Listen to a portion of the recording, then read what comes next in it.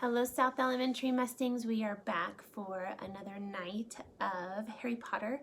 We are right in the middle of chapter 5, which is Diagon Alley. So here we go.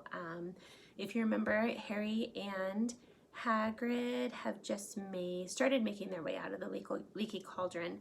And all of the people that Harry met were so very excited to meet him because he's famous.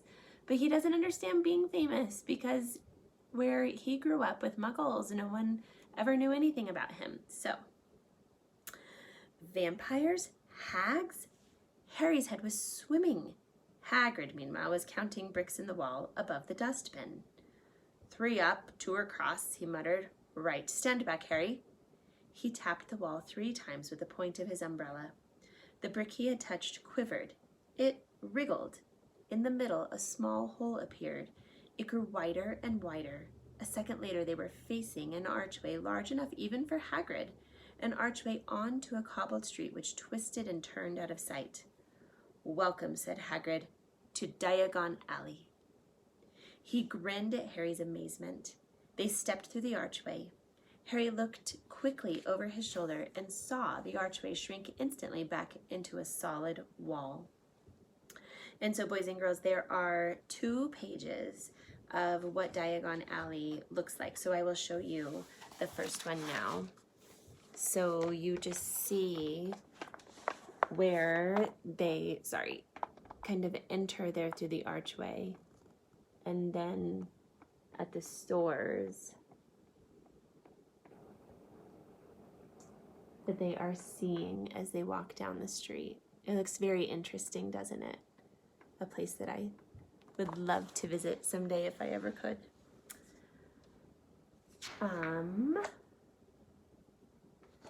The sun shone brightly on a stack of cauldrons outside the nearest shop.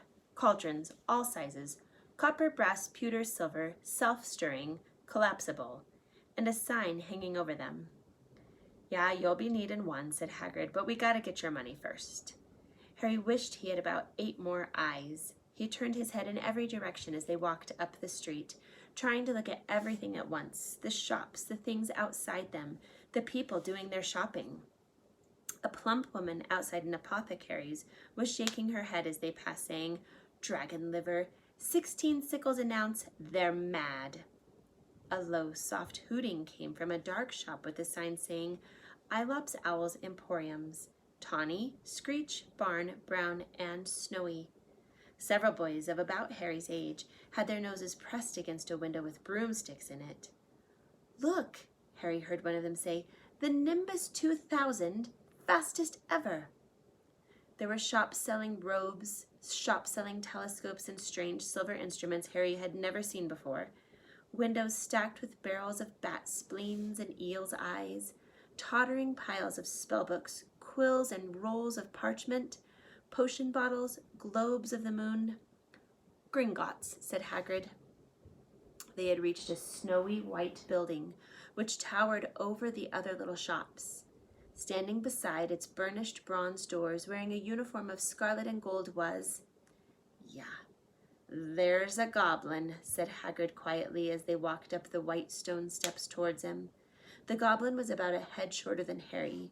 He had a swarthy, clever face, a pointed beard, and, Harry noticed, very long fingers and feet. He bowed as they walked inside. Now they were facing a second pair of doors, silver this time, with words engraved upon them. Enter, stranger, but take heed of what awaits the sin of greed. For those who take but do not earn must pay most dearly in their turn. So if you seek beneath our floors a treasure that was never yours, thief, you have been warned, beware of finding more than treasure there. Like I said, you're mad to try to rob it, said Hagrid. A pair of goblins bowed them through the silver doors, and they were there in a vast marble hall. About 100 more goblins were sitting on high stools behind long counters, scribbling in large ledgers, weighing coins on brass scales, examining precious stones through eyeglasses. There were too many doors to count leading off the hall, and yet more goblins were showing people in and out of these. Hagrid and Harry made for the counter. "Mornin'," said Hagrid to a free goblin. "We've come to take some money out of Mr. Harry Potter's safe." "You have his keys, sir." "Got it here somewhere," said Hagrid, and he started emptying his pockets onto the counter, scattering a handful of moldy dog biscuits over the goblin's book of numbers. The goblin wrinkled his nose. Harry watched the goblin on their right, weighing a pile of rubies as big as glowing coals. "Got it," said Hagrid at last, holding up a tiny golden key. The goblin looked at it closely. "That seems to be in order." "And I've also got a letter here from Professor Dumbledore," said Hagrid importantly, throwing out his chest. "It's about the you-know-what in Vault 713. The goblin read the letter carefully. "Very well," he said, handing it back to Hagrid. "I will have someone take you down to both vaults. Griphook!" Griphook was yet another goblin. Once Hagrid had crammed all the dog biscuits back inside his pockets, he and Harry followed Griphook toward one of the doors leading off the hall. "What's the you-know-what in Vault 713? Harry asked. "Can't tell you that," said Hagrid mysteriously. "Very secret. Hogwarts business. Dumbledore's trusted me. More'n my job's worth, I'll tell you that." Griphook held the door open for them. Harry, who had expected more marble, was surprised. They were in a narrow stone passageway lit with flaming torches. It sloped steeply downwards, and there were little railway tracks on the floor. Griphook whistled, and a small cart came hurtling up the tracks toward them. They climbed in, Hagrid with some difficulty, and then they were off. So boys and girls, I think I forgot to show you the second block of the picture of Diagon Alley.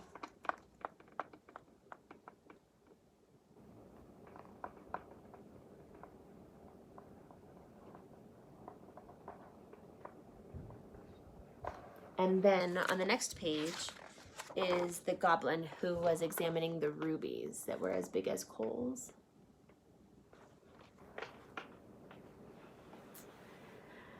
At first, they just hurtled through a maze of twisting passages. Harry tried to remember left, right, left, middle, fork, right, left, but it was impossible. The rattling cart seemed to know its own way because Griphook wasn't steering. Harry's eyes stung as the cold air rushed past them, but he kept them wide open. Once he thought he saw a burst of fire at the end of a passage and twisted around to see if it was a dragon, but too late. They plunged even deeper, passing an underground lake where huge stalactites and stalagmites grew from the ceiling and floor. "I never know," Harry called to Hagrid over the noise of the cart. "What's the difference between a stalagmite and a stalactite?" "Stalagmite's got an M in it," said Hagrid, "and don't ask me questions just now. I think I'm going to be sick." He did look very green, and when the cart stopped at last beside a small door in the passage wall, Hagrid got out and had to lean against the wall to stop his knees trembling. Griphook unlocked the door. A lot of green smoke came billowing out, and as it cleared, Harry gasped. Inside were mounds of gold coins, columns of silver, heaps of little bronze nuts. "All yours," smiled Hagrid. "All Harry's?" It was incredible. The Dursleys couldn't have known about this, or they'd have had it from him faster than blinking. How often had they complained how much Harry cost them to keep? And all the time there had been a small fortune belonging to him, buried deep under London. Hagrid helped Harry pile some of it into a bag. "The gold ones are galleons," he explained. 17 silver sickles to a galleon and 29 nuts to a sickle. It's easy enough, right?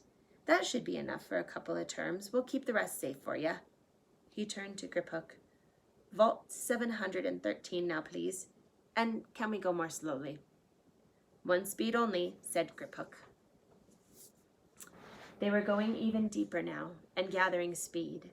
The air became colder and colder as they hurtled round tight corners. They went rattling over an underground ravine, and Harry leant over the side to try to see what was down at the dark bottom, but Hagrid groaned and pulled him back by the scruff of his neck. Vault 713 had no keyhole. "Stand back," said Griphook importantly. He stroked the door gently with one of his long fingers, and it simply melted away. "If anyone but a Gringotts goblin tried that, they'd be sucked through the door and trapped in there," said Griphook. "How often do you check to see if anyone's inside?" Harry asked. "About once every 10 years, said Griphook with a rather nasty grin.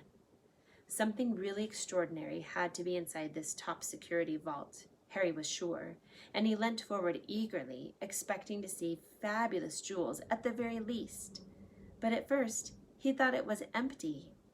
Then he noticed a grubby little package wrapped up in brown paper lying on the floor. Hagrid picked it up and tucked it deep inside his coat. Harry longed to know what it was, but knew better than to ask. "Come on, back in this infernal cart, and don't talk to me on the way back.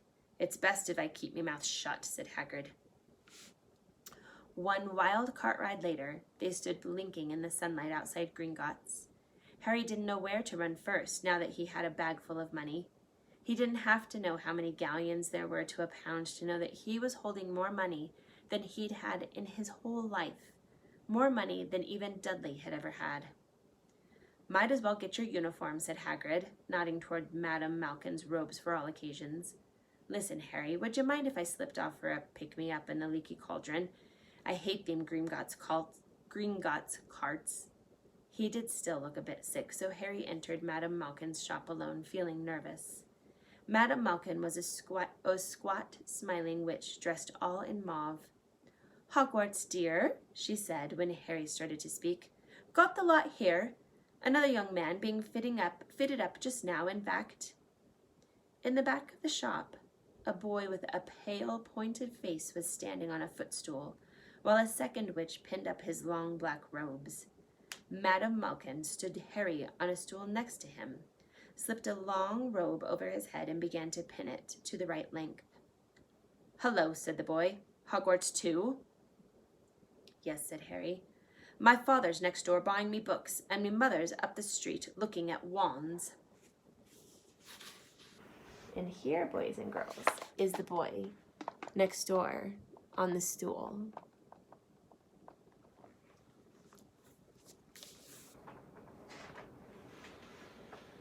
He had a bored, drawling voice. "Then I'm off to drag them off to look at racing brooms. I don't see why first years can't have their own. I think I'll bully father into getting me one, and I'll smuggle it in somehow." Harry was strongly reminded of Dudley. "Have you got your own broom?" the boy went on. "No," said Harry. "Play Quidditch at all?" "No," Harry said again, wondering what on earth Quidditch could be. "I do. Father says it's a crime if I'm not picked to play for my house, and I must say I agree. Know what house you'll be in yet?" "No," said Harry, feeling more stupid by the minute.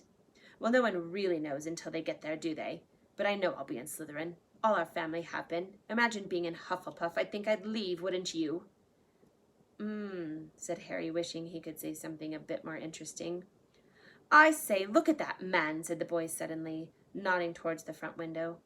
Hagrid was standing there, grinning at Harry and pointing at 2 large ice creams to show that he couldn't come in.